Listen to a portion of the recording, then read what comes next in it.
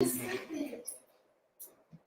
guys, good afternoon. Welcome to every NG. This is where we give you updates on unlimited Nigerian trends. We talk about everything that is happening, and today I have BBNaija. So yay! I know you're excited because I am excited.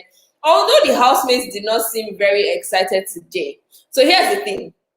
Everybody was just relaxed, no task in the morning. And I don't know why Biggie keeps pushing the tasks till evening. For some reason, he's always pushing the tasks to evening, and then during the day, they're just braiding hair and gossiping and saying all sorts. So today, White Money and Queen were in charge of breakfast. So they were talking about Boma. As usual, whenever Queen is involved and there's a relationship involved, Boma somehow finds himself in the mix. So they were talking about Boma, and White asked Queen what her relationship with Boma is, because according to him, Boma said he asked her out. But Queen was like, he didn't ask me out. He shot his shot. He said he liked me, but he did not say, oh, be my girl or be my girlfriend or something like that. He just said he likes me, and I thought that his audacity was very attractive. But as for asking out, I'm not sure about that. And I'm like, okay, it's something, we're making headway, whether we like it or not.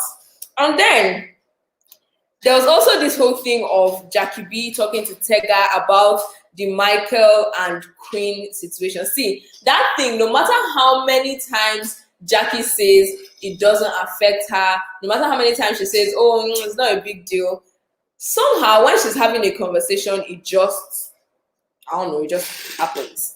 She just says it, and you can tell that this thing might be getting to her. So she spoke about that with Tega. But let's talk about White Money and Queen / JMK for a while. So here's the thing. White Money was acting as a, I don't know if to call him a human measuring tape. They were both arguing, oh, my waist is smaller. I have a 32-inch waist. I have a 34-inch waist. And you know how girls can be now. So JMK and Queen were getting into it, and White is like, okay, let's sort this issue out now. Let me measure with my palm. And he started measuring. Please, I don't know what the rationale was behind that, but he was basically talking about their waist, saying that, okay, this person is actually bigger, this person is actually smaller. Just look at the pictures. He was really doing, like, you know when they say hand span and foot span and stuff like that, all those things that we use, ancient measuring tactics. But since they didn't have an actual measuring tape, he just made up with what he had. He kind of measured with what he had, right? So he did same thing for JMK and then did for Queen as well. And it was just really hilarious to see, I will tell you, because like both of them were the same size at the end of the day, and it took White Money for them to realize that. But anywho, Jackie B came back again to talk to Yusuf. So here's the thing, let me let you in on a little secret, angel secret. She said that once Saturday comes, that Saturday night party, that she's going to trigger a lot of people, and she's doing it intentionally. And although she did not mention names, I know that Jackie B is first on her list, because when she was asked, JMK was actually the person she was talking to, and JMK asked, okay, who are you going to catch cruise with first? And she said Michael, first name. She wasn't even joking with anybody. She literally said she was going to play with Michael first. And of course, we all know how that panned out the last time it happened. Jackie got upset, she flared up, caused disparity between the both of them. So I don't know how it's going to happen this time around. But Angel said she doesn't owe anybody loyalty. She doesn't really have close friends in the house, so she can flirt with anybody's man. I said, okay, no problem. Let's see how this works for you. So yeah, back to Jackie B. Jackie B was talking to Yusuf about it. And one thing that is a constant anytime she talks about this thing is, it's not that deep. It's not that deep. But then she's saying it and she looks really upset. And I'm just like, sis, if you feel bad about it, just say you feel bad about it. Confront the people who have upset you, and not going ahead to say it's not that deep, but really it's that deep for you. Like, don't do that. You're only going to hurt yourself. So she kept on saying it's not that deep. And Yusuf, of course, very wonderful listener. He was listening to her, giving her advice. Although I wonder the kind of advice Yusuf wants to give when it comes to love. He's not even involved with anybody. And he doesn't seem that interested in the topic. So, I mean, I'm not going to underrate him or anything. But yeah, so she was talking to him about it. And she seems to agree with a lot of the advice he gave. He told her that, don't worry, it's just because you're confined, you're in the house, and just stuff like that. And I'm like, okay. Let's see how this happens. Okay, but let's talk about Cross and Sasuke. These two, we didn't know how it was going to end up, because from the onset, it didn't look like something that was feasible. Cross is a totally different personality. Sasuke, another end of the spectrum. So it was like, are these two people ever going to work? Like, is it going to work out between the both of them? Because their personalities are polar opposites, but somehow they are making it work. They've been spending a lot of time together. After that conversation upstairs, you know, the conversation close to the executive lounge where they were talking, where Sasuke said she feels like Cross is a bit too outgoing for her and he's like a bad guy and he flirts and all these things. And Cross was letting her know that, no, this is just my personality. I still like you. You're the one I really want to spend a lot of time with. So today she was giving him a massage in the garden, sitting on his back and rubbing his back and stuff. And then Cross said that she has like 6 different moods every day. I'm like, Cross, you're treading on thin ice. You are treading on thin ice because this girl can just change it for you. We all know Sasuke, she doesn't take rubbish. So initially she was joking. She's like, what do you mean? Sometimes people get on my nerves and then I show a different mood than what was there in the morning. But that doesn't mean that I'm a moody person or I'm bipolar or something. But Cross was making it look like she was difficult to read. You know, this girl, today you're happy. Like in 30 minutes time, you're a totally different person. In the next 1 hour, you're like, who is this girl? So at some point, Sasuke got up and she said she was tired of having that conversation. And I'm like, I knew it. I knew this was going to happen. Cross, you knew this was going to happen. I still decided to have this conversation. So she got up. She was a bit upset. And she walked out, said she wasn't going to talk to him anymore. You know when they say, foul, because in less than 2 hours later, they were in the closet talking again. And this time, they were all chummy and friendly and stuff. So I just assumed that, okay, now that phase is gone, you know. But before I get to that second conversation, Saga has different issues. Saga has different issues, I'll tell you. So upstairs at the game room side, he was talking with Peace. They were playing snooker and he was telling Peace that he doesn't understand Nini anymore. I say, what's going on? But both of you are friends. People have admitted to being friends. And the thing is, Nini has said it in front of everyone who cares to listen, in front of the viewers on live show, that, oh, look, we are just friends. So we are just like chill. I enjoy his company. He enjoys mine. But somehow, Saga is still insisting on being more than friends with Nini. Even though she has said it that, oh, I have a boyfriend outside. I don't want to be friends. I don't want to be anything more than friends with you. Like, I like your personality, but that's just it. Nothing else. Saga is still like, I'm going to persist. I'm going to keep trying. Someday it will happen for me. So upstairs, he was talking with Peace and he said that Nini has created new boundaries. So what he was explaining was that she said on Saturday she didn't want to dance with just him anymore. And I'm like, finally, thank God, somebody between the both of you has seen that it's very tiring for you to go to the ballroom or the party room, whatever they call it, and it's just the both of you dancing from 9 or from 10 to 12 whenever the party ends. Like, come on, mix up. So according to him, Nini said that she would dance with him for 1 hour. This is the funny part. Nini said she would dance with him for 1 hour and then she would dance with other people for the remaining time. And then I'm like, how are you going to be able to tell that it's 1 hour? Because you don't have wristwatches, you don't have your phone, there's no clock in the house. So how would you tell that his 1 hour has expired? Are you going to be counting the minutes in the songs? That was really hilarious. But at the end of the day, bottom line is that she wants to mingle with other people, which she let him know from the onset. Like, I want to mingle with other people, before she even said the whole thing of dancing for 1 hour and not dancing for 1 hour.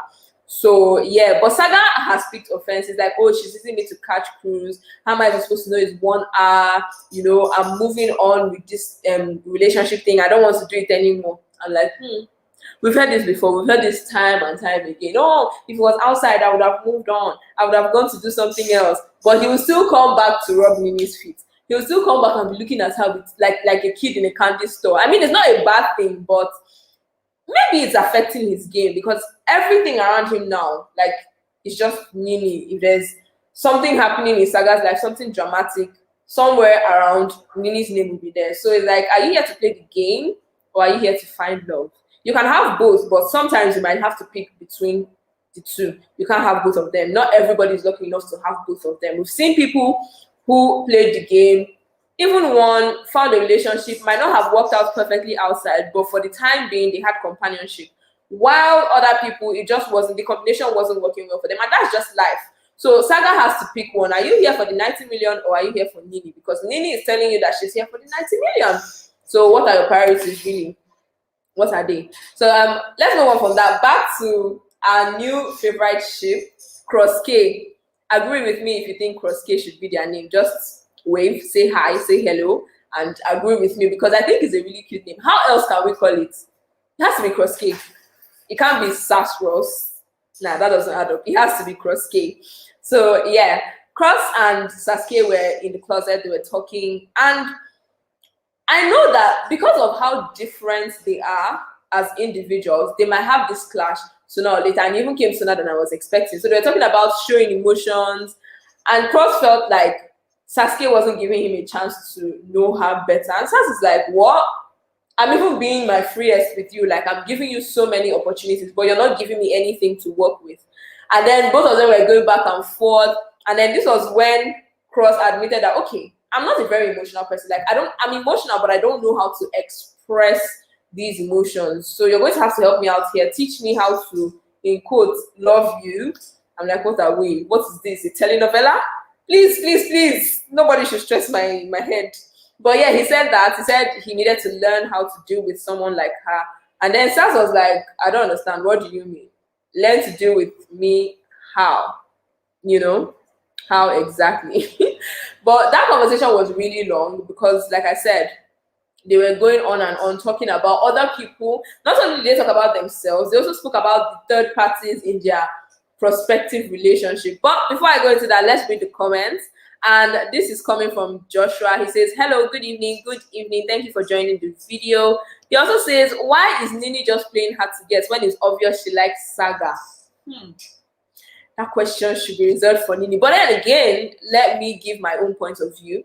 She has said it that she has somebody outside, and maybe she doesn't want to disappoint this person. She still has strong ties with whoever it is she's dating outside. She might like Saga, yes, but it's just within the house. When she goes out, she might feel totally differently from what she feels now. So I don't even think it's very rational to make a decision of something that just came up now. You don't even know how long she has been with that person outside. You don't know the kind of relationship they have. So for her to keep insisting that she has somebody outside, then maybe Saga doesn't stand a chance, or he should just chill to the end of the show. What they say about patient dogs.